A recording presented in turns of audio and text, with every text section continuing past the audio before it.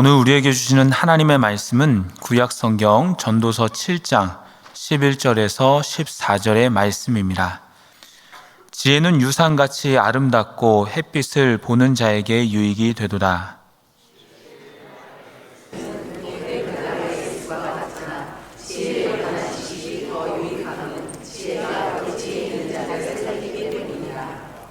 하나님께서 행하시는 일을 보라. 하나님께서 굽게 하신 것을 누가 능히 곧게 하겠느냐.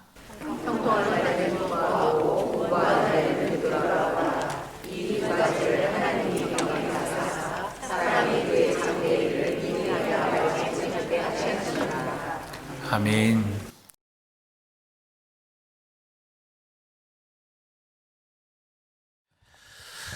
오늘은 함께 읽은 전도서 말씀을 중심으로 형통한 날과 곤고한 날이라는 제목으로 함께 말씀의 은혜를 나누겠습니다. 블랙스완이라는 말이 있습니다. 말 그대로 검은 백조라는 뜻인데요. 도저히 일어나지 않을 것 같은 일이 실제로 일어나는 현상을 블랙스완이라고 말한다고 합니다.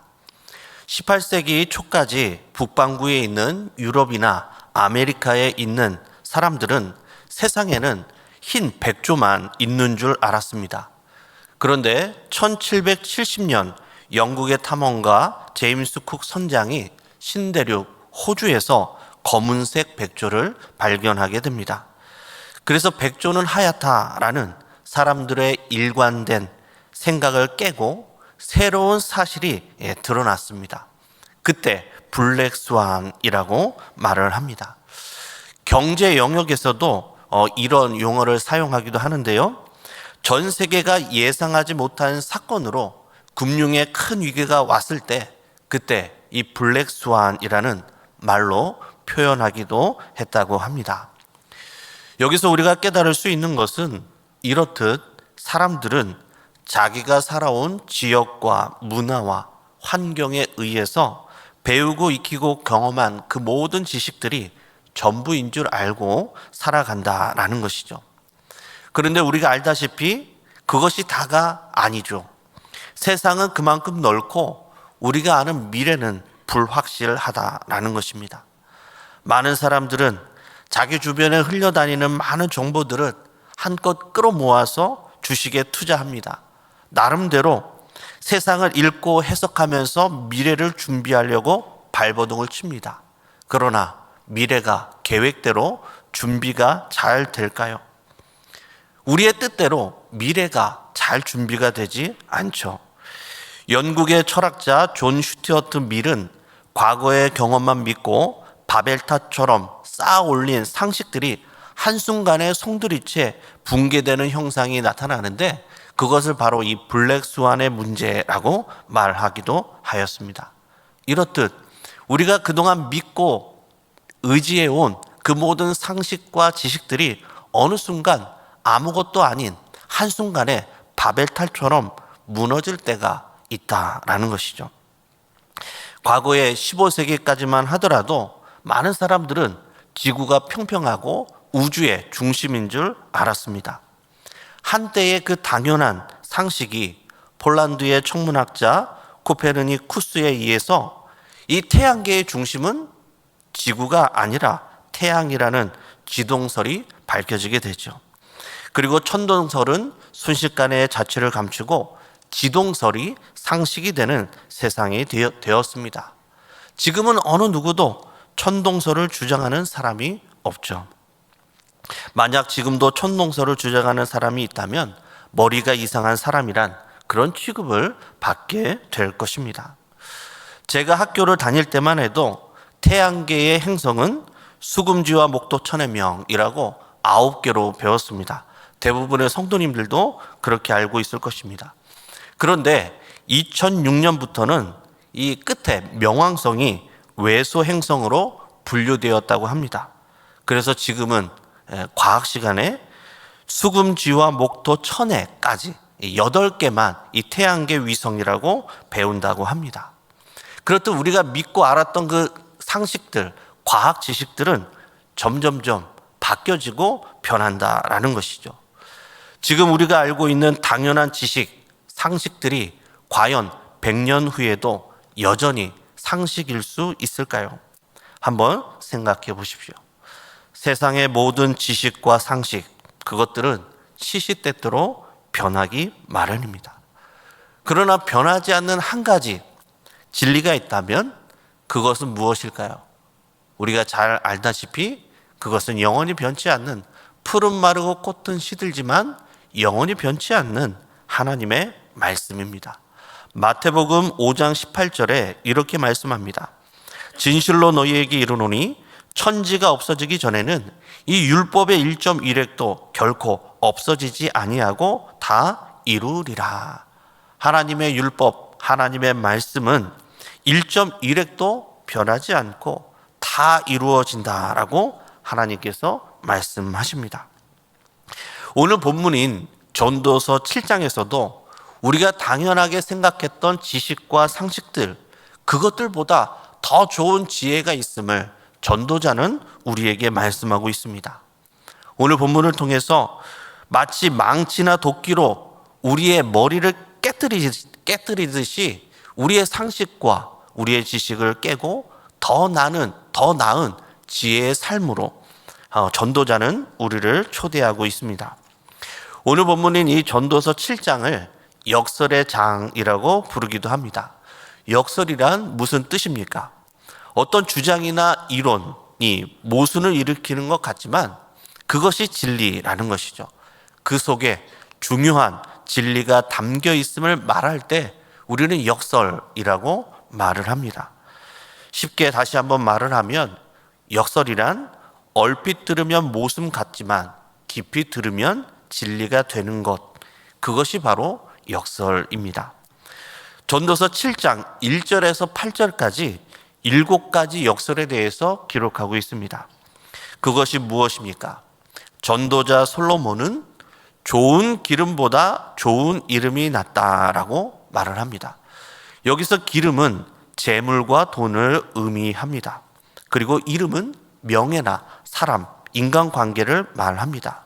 재물보다 인간관계가 더 나음을 전도자는 말씀합니다. 그리고 출생하는 날보다 죽는 날이 낫고, 잔치집보다 초상집이 낫고, 웃음보다 슬픔이 낫고, 우매한 자의 노래보다 지혜로운 사람의 책망이 낫고, 일의 끝이 시작보다 낫고, 교만한 마음보다 인내가 더 낫다라고 전도자는 말씀합니다. 우리가 일반적으로 생각해 보면 후자보다 전자가 우리가 더 좋다, 우리가 더 옳다라고 여겨지는 것들이죠. 더 낫다고 하는 것들은 오히려 우리가 삶에서 멀리하고 싶은 것들입니다. 우리가 별로 경험하고 싶어 하지 않는 것들을 전도자는 더 좋다, 더 낫다라고 우리에게 말씀하고 있습니다. 여기서 전도자가 말하는 이름과 또 죽는 날과 초상집과 슬픔과 책망과 또 일의 끝, 또 인내, 이러한 것을 두 단어로 정리해 볼 수 있습니다. 두 단어로 정리해 본다면 그것은 수고와 고난으로 정리해 볼 수 있을 것입니다. 우리의 인생에서 즐거움과 기쁨보다 수고와 고난이 더 나을 수 있는 그 이유가 무엇일까요?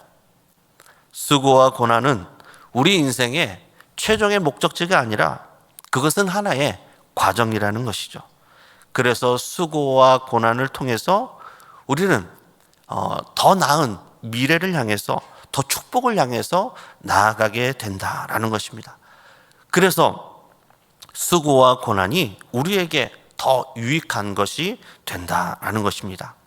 로마서 8장 18절에 이렇게 말씀합니다. 생각하건대 현재의 고난은 장차 우리에게 나타날 영광과 비교할 수 없도다. 우리는 수고와 고난을 통해 장차 나타날 하나님의 영광을 바라보게 됩니다. 그리고 그 나라를 꿈꾸게 됩니다. 그렇기 때문에 수고와 고난이 우리의 인생에 더 유익한 것입니다. 우리 인생에 다가오는 그 모든 수고와 고난을 통해서 장차 나타날 하나님의 영광과 나라를 바라보며 꿈꿀 수 있는 우리 모든 믿음의 성도님들이 다 되시기를 바랍니다.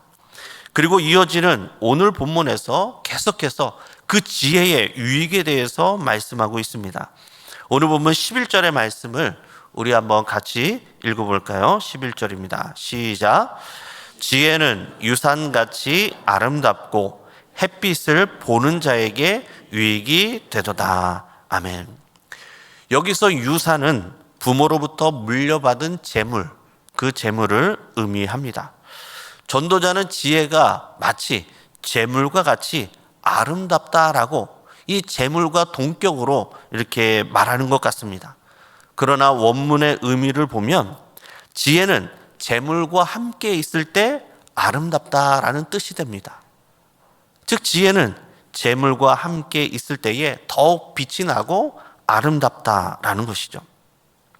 전도자인 솔로몬이 누구입니까? 이 세상의 모든 부귀영화를 다 누려본 지혜의 사람입니다.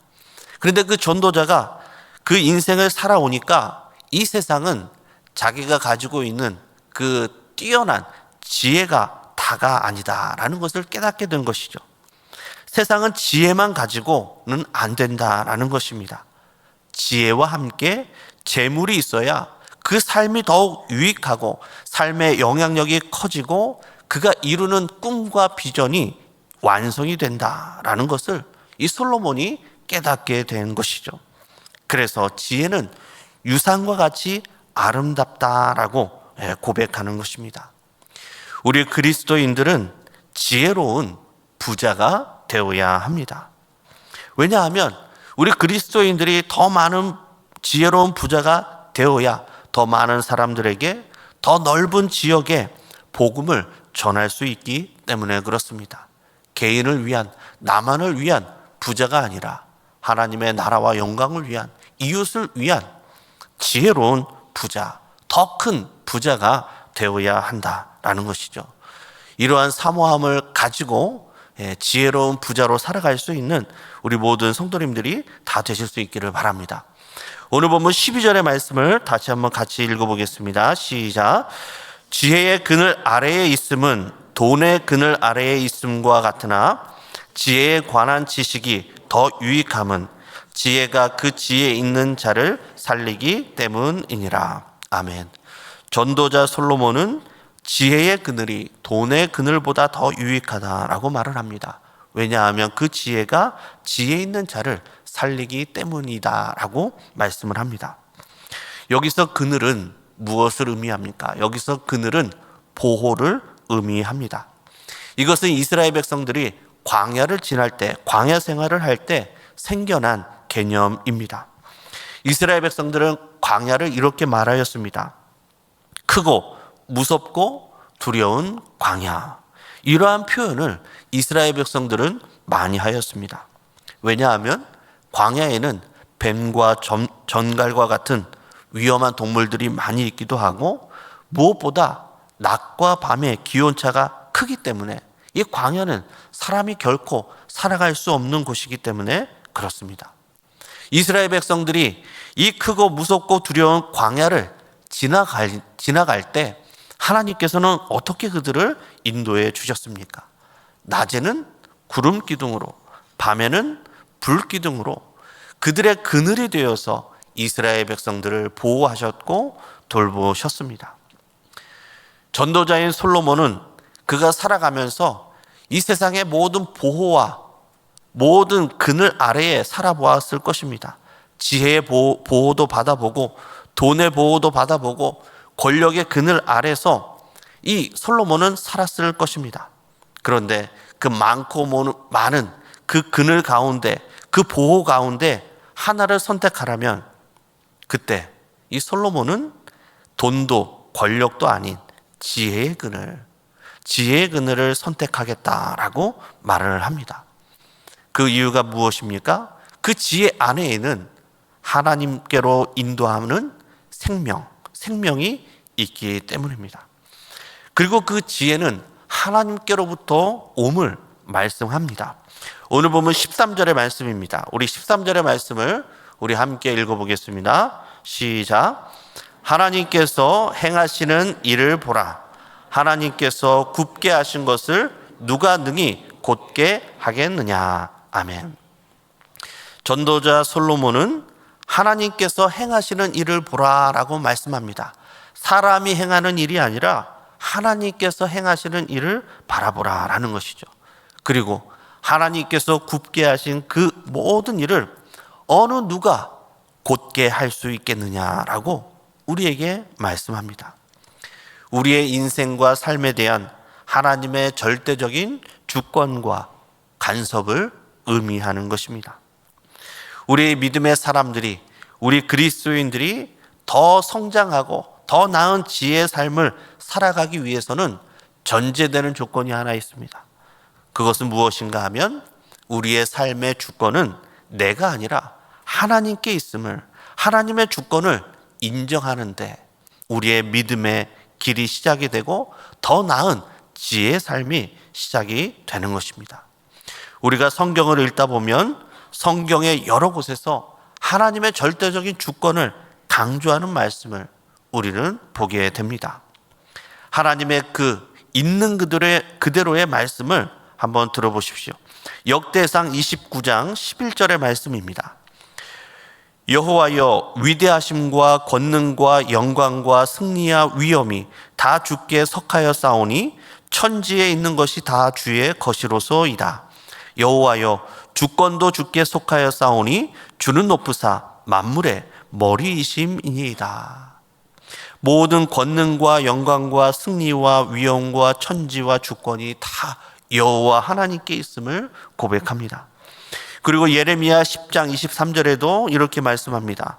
여호와여, 내가 알거니와 사람의 길이 자신에게 있지 아니하니 걸음을 지도함이 걷는 자에게 있지 아니하니이다.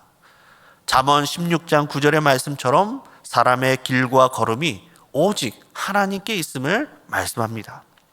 또 우리가 잘 아는 인내의 사람 욥은 어떻게 고백을 합니까? 욥기 1장 21절에 이유를 알 수 없는 고난을 받으면서 욥은 이렇게 고백을 합니다. 이르되 내가 모태에서 알몸으로 나왔사온즉 또한 알몸이 그리로 돌아가올지라. 주신 이도 여호와시요 거두신 이도 여호와시오니 여호와의 이름이 찬송을 받으실지니이다 하고, 또 욥은 욥기 9장 12절에서 14절에 이렇게 고백합니다. 하나님이 빼앗으시면 누가 막을 수 있으며 무엇을 하시나이까 하고 누가 물을 수 있으랴. 하나님이 진노를 돌이키지 아니하시나니 라합을 돕는 자들이 그 밑에 굴복하겠거든. 하물며 내가 감히 대답하겠으며 그 앞에서 무슨 말을 택하랴. 욥은 하나님께서 빼앗으시면 빼앗길 수밖에 없고, 하나님한테 하나님 왜 저한테 왜 그러십니까? 라고 감히 대답할 수도 없는 그러한 티끌마도 못한 존재임을, 연약한 존재임을 고백하고 있습니다. 우리의 모든 삶의 자리에서 하나님의 주권과 섭리를 인정할 때에 비로소 우리는 더 나은, 더 성장한 지혜의 삶, 믿음의 삶을 살아갈 수 있음을 우리에게 전도자는 말씀해 주고 있습니다. 그리고 전도자는 계속해서 우리에게 말씀합니다.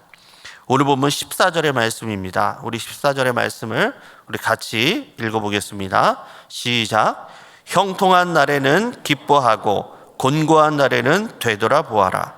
이 두 가지를 하나님이 병행하게 하사 사람이 그의 장래 일을 능히 헤아려 알지 못하게 하셨느니라. 아멘. 이 말씀은 우리가 너무나도 잘 알고 있고 제가 또 잘 인용을 하고 또 오늘 본문의 설교 제목이기도 합니다. 하나님께서는 우리 모든 인생의 형통한 날과 곤고한 날을 병행하게 하셨다라고 말씀하십니다.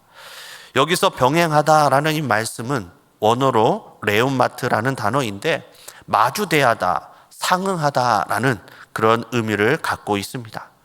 즉 우리의 인생의 형통한 날과 곤고한 날이 낮과 밤이 마주대하여 어울리듯이 주기적으로 끊임없이 계속해서 병행한다라는 의미입니다.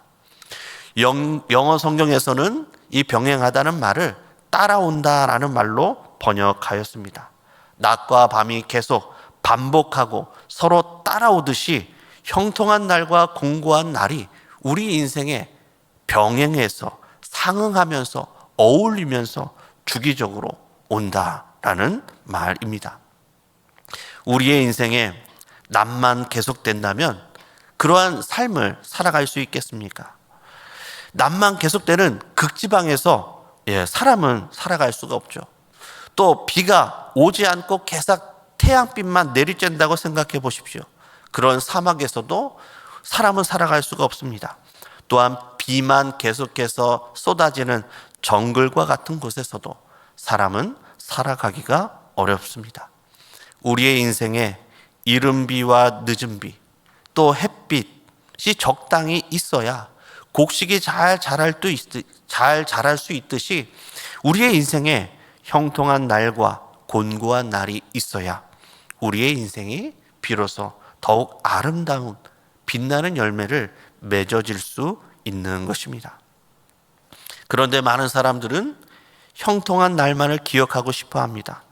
곤고한 날들, 즉 우리의 실패의 경험, 또 좌절과 시행착오와 오류와 같은 그런 곤고한 기억들은 우리의 기억에서 다 도려내고 싶어 합니다.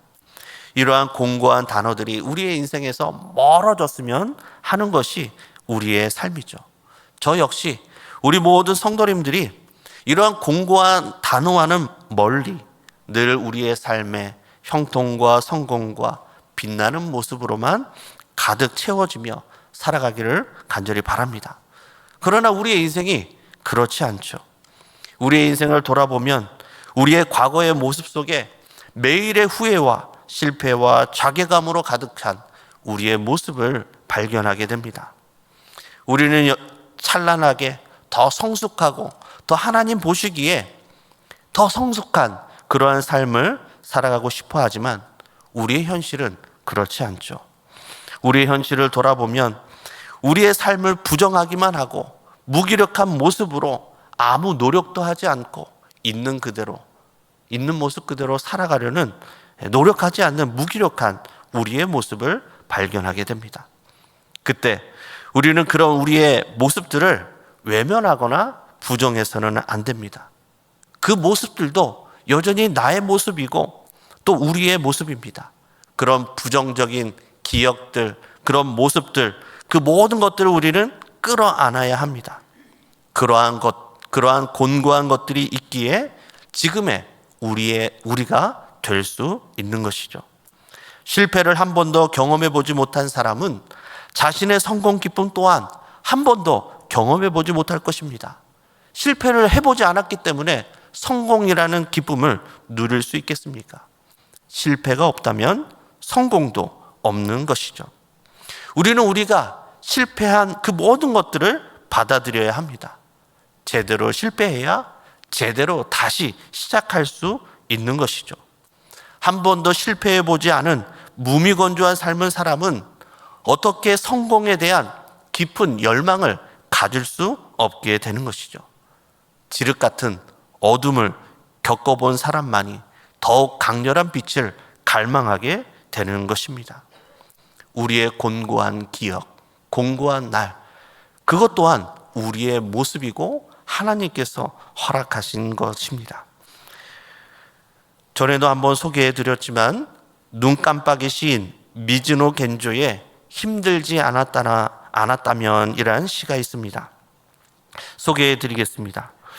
만약 내가 힘들지 않았다면 하나님의 사랑을 몰랐을 테지. 만약 많은 형제 자매가 힘들지 않았다면 하나님의 사랑을 전하지 못했겠지. 만약 주 되신 예수님이 고난을 받지 않으셨다면 하나님의 사랑을 나타낼 수 없으셨겠지. 과거에 실패하고 방황하던 모습이 없었다면 지금의 우리의 모습도 없었을 것입니다. 실패를 경험해 보았기에 아직 실패하지 않은 사람보다 우리는 더 빨리 성장의 앞으로 나아갈 수 있습니다. 진짜 밑바닥을 경험해 본 사람이 성공하고자 하는 열망을 더 뜨겁게 가질 수 있는 것이죠. 과거에 지우고 싶은 그 모든 부정적인 기억들과 경험들까지도 우리의 자양분으로 삼아서 더욱 하나님 보시기에 지혜롭게 성장할 수 있는 우리 모든 성도님들이 다 되실 수 있기를 바랍니다. 오늘 보면 14절의 말씀입니다. 우리 14절의 말씀을 다시 한번 읽어보겠습니다. 시작. 형통한 날에는 기뻐하고 곤고한 날에는 되돌아 보아라. 이 두 가지를 하나님이 병행하게 하사 사람이 그 장래의 일을 능히 헤아려 알지 못하게 하셨느니라. 아멘. 전도자는 사람이 그 장래의 일을 능히 헤아려 알지 못하게 한다라고 말씀합니다. 미래를 알 수 없다라고 우리에게 말씀하죠. 미래는 우리에게 희망을 주고 영감을 주고 달콤한 약속을 안겨줍니다. 그러나 미래는 우리에게 불안도 안겨줍니다. 구름 뒤에 무엇이 있는지 우리는 짐작은 해도 알 수가 없습니다. 또 우리가 길을 가다가 코너를 돌면 그때 무엇이 나타나는지, 친구가 나타날지 적이 나타날지 어떤 자동차가 나타날지 우리는 알 수가 없습니다. 그래서 미래는 희망인 동시에 기대인 동시에 불안인 것이죠. 그런데 곰곰이 생각해 보면 내일을 모른다는 것이 우리에게 축복이 됨을 깨닫게 됩니다. 우리는 내일 일을 알 수 없기에 교만하지 않고 비관하지 않고 우리는 오늘을 살아갈 수 있는 것이죠. 만약에 어떤 사람이 내일 로또에 당첨된다라는 것을 미리 알았다라고 생각해 보십시오. 그럼 아마 그 사람은 너무 흥분해서 심장마비로 먼저 이 세상을 떠날지도 모릅니다. 그리고 만약 어떤 사람이 내일 나에게 불행한 일이 닥친다라고 미리 알게 되었습니다. 그러면 그 사람은 미리 겁먹고 비관하여서 삶을 미리 끝낼지도 모릅니다. 내일 일을 알 수 없다는 것, 그것은 우리에게 오히려 기회가 되고 축복이 됩니다. 내일 일을 우리는 알 수 없기에 더 겸손하게 오늘을 살아갑니다. 내일 일을 알 수 없기에 세상의 지식이 아닌 하나님의 지혜를 구하며 우리는 살아갑니다. 내일 일을 알 수 없기에 우리는 영원히 변하지 않는 하나님을 의지하며 살아갑니다. 내일 일을 알 수 없기에 우리는 더욱더 겸손히 기도로 하나님 앞에 살아가게 되는 것이죠. 오랜 복음성가 중에 내일 일은 남 몰라요 라는 복음성가가 있습니다. 1절의 가사가 이렇습니다. 내일 일은 남 몰라요. 하루하루 살아요. 불행이나 유행함도 내 뜻대로 못해요. 험한 이 길 가도 끝은 없고 고네요. 주님 예수 팔 내미사 내 손 잡아 주소서. 내일 일은 남 몰라요. 장래일도 몰라요. 아버지여 날 붙드사 평탄한 길 주옵소서. 아멘. 말씀을 정리하겠습니다. 우리의 인생에는 빛과 어둠이 공존하듯이 형통한 날과 공고한 날이 연속으로 병행이 됩니다. 블랙스완과 같은 전 세계의 경제를 뒤흔들 만한 그러한 위기가 우리의 인생에 언제 찾아올지 우리는 아무도 알 수가 없습니다. 그래서 우리는 형통한 날에는 기뻐하고 곤고한 날에는 되돌아보면서 하루하루 우리는 겸손하게 하나님의 지혜를 구하며 살아가야 합니다. 하나님께서는 우리의 모든 곤고함까지도 하나님의 선한 뜻을 이루는데 사용하시기 때문입니다. 로마서 8장 28절에 이렇게 말씀합니다. 우리가 알거니와 하나님을 사랑하는 자 곧 그의 뜻대로 부르심을 입은 자들에게는 모든 것이 합력하여 선을 이루느니라. 우리의 모든 실패하고 곤고한 부정적인 모든 경험까지도 선으로 바꾸시는 그 하나님을 온전히 신뢰하는 성도님들이 다 되시기를 바랍니다. 결국 합력하여 선을 이루시는 그 하나님께서 그 뜻을 이루시기 위해 우리를 굳게 세워 가실 것입니다. 오늘 본문에 전도자의 교훈과 같이 하나님께서 행하시는 일을 바라보며 우리의 삶에 하나님의 주권을, 절대적인 주권을 인정하며 우리의 모든 내일을 하나님께 맡기며 주님의 돌보신 가운데 오늘을 최선을 다해서 더 나은 지혜의 삶을 살아가는 우리 모든 믿음의 성도님들이 다 되시기를 주님의 이름으로 간절히 축원합니다. 기도하시겠습니다. 은혜로우신 아버지 하나님, 전도자 솔로몬을 통하여서 더 나은 지혜의 삶으로 우리를 초청하여 주시니 감사를 드립니다. 우리 인생의 형통한 날과 공고한 날을 통하여 우리의 모든 삶의 주권이 하나님께 있음을 다시 한번 고백합니다. 우리의 모든 삶을 하나님께 맡기며 주님의 돌보심 안에 살아가는 우리 모든 믿음의 성도들이 다 되도록 인도하여 주옵소서. 그리하여 합력하여 선을 이루시는 하나님을 더욱 신뢰하며 더 나은 지혜로 오늘을 주님과 동행하며 살아가는 우리 모두가 되도록 인도하여 주옵소서. 예수님의 이름으로 기도드리옵나이다. 아멘.